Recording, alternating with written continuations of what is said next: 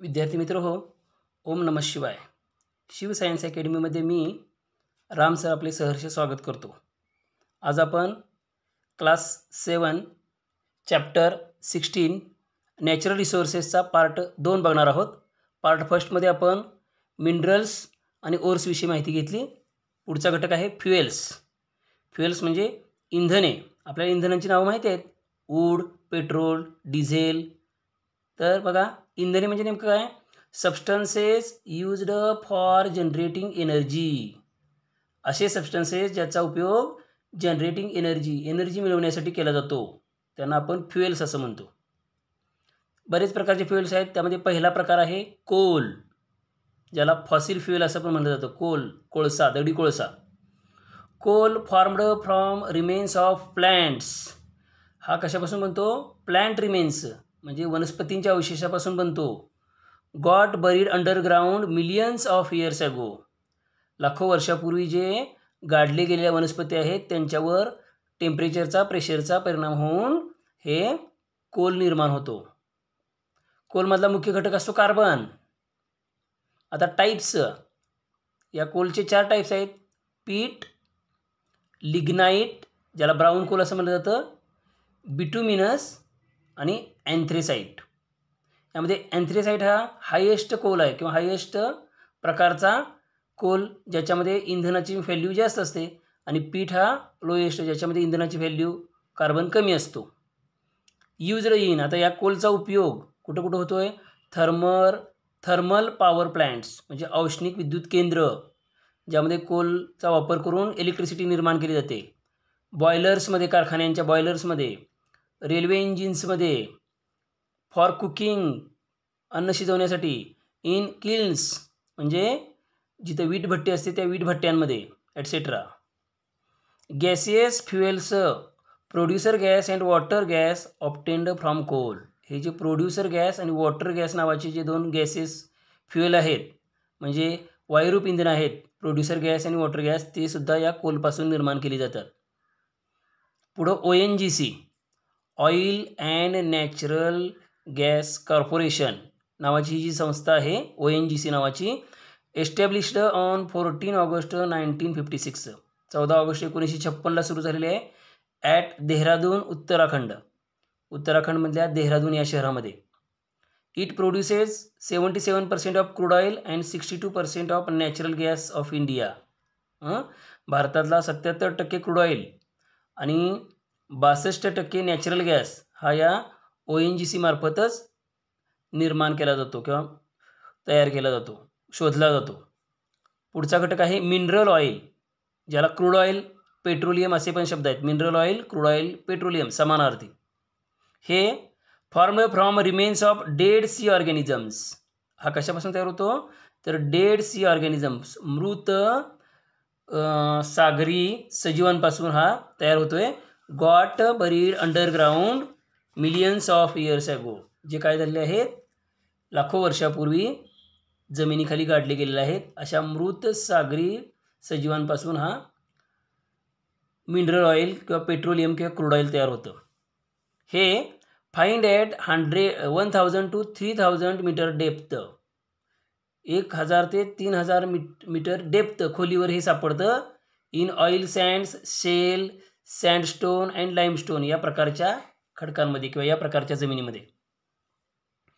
Fractional distillation ही एक प्रक्रिया आहे. Fractional distillation of mineral oil gives petrol, diesel, kerosene, naphtha, lubricating oil, tar. या mineral ऑइलवर fractional डिस्टिलेशनची क्रिया केली, शुद्धीकरणाची ही क्रिया केली की त्यापासून पेट्रोल, डिझेल, केरोसिन म्हणजे रॉकेल, नॅफ्था, त्यानंतर ल्युब्रिकेटिंग ऑइल, टार म्हणजे डांबर इत्यादी घटक आपल्याला या मिनरल ऑइलपासून मिळतात. या प्रक्रियेद्वारे. कोणती प्रक्रिया? Fractional distillation.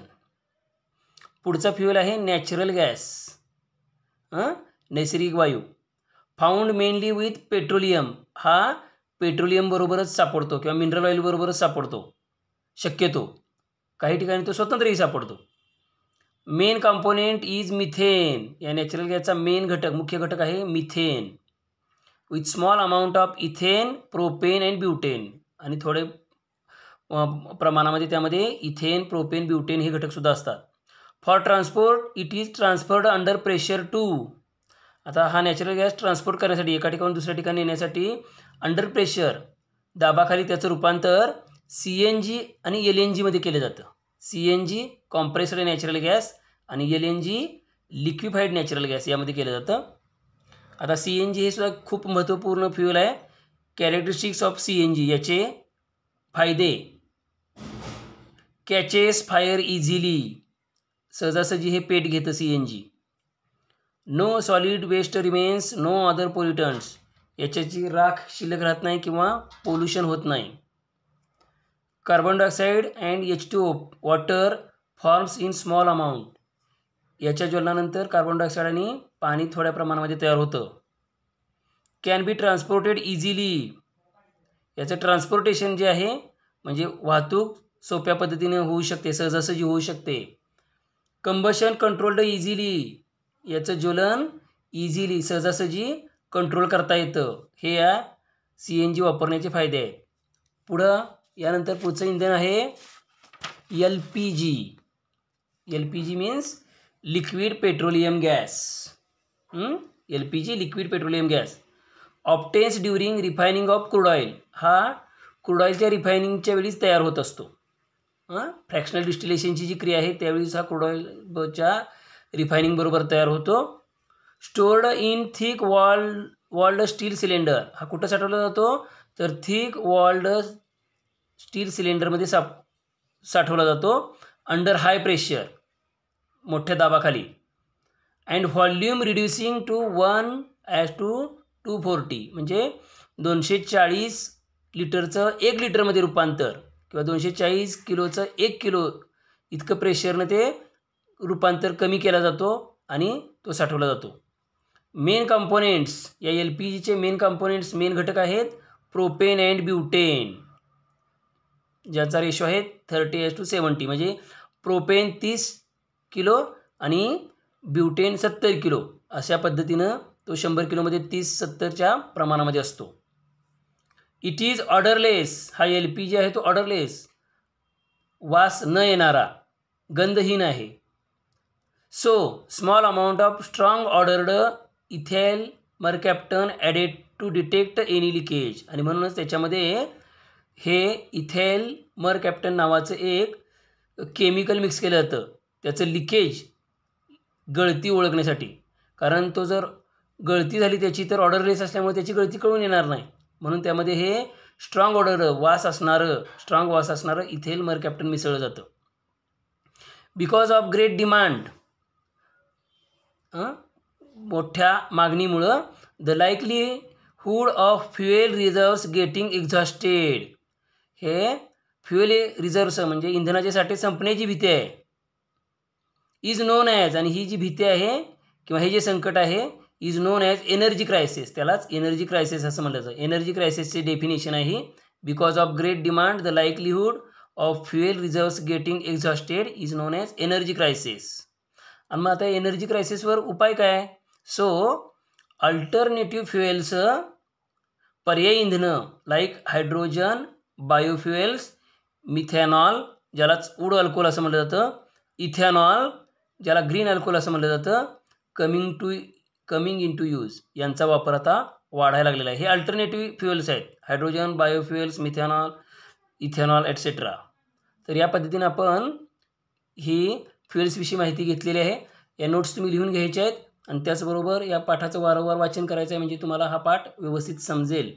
हा जर व्हिडिओ तुम्हाला आवडला असेल तर व्हिडिओ खालचं सबस्क्राईब बटन दाबा. त्याचबरोबर उपयोगी वाटत असेल हा व्हिडिओ तर तुम्ही गुरुदक्षिणा फी म्हणून Google पे करू शकता. आजच्यासाठी राम राम.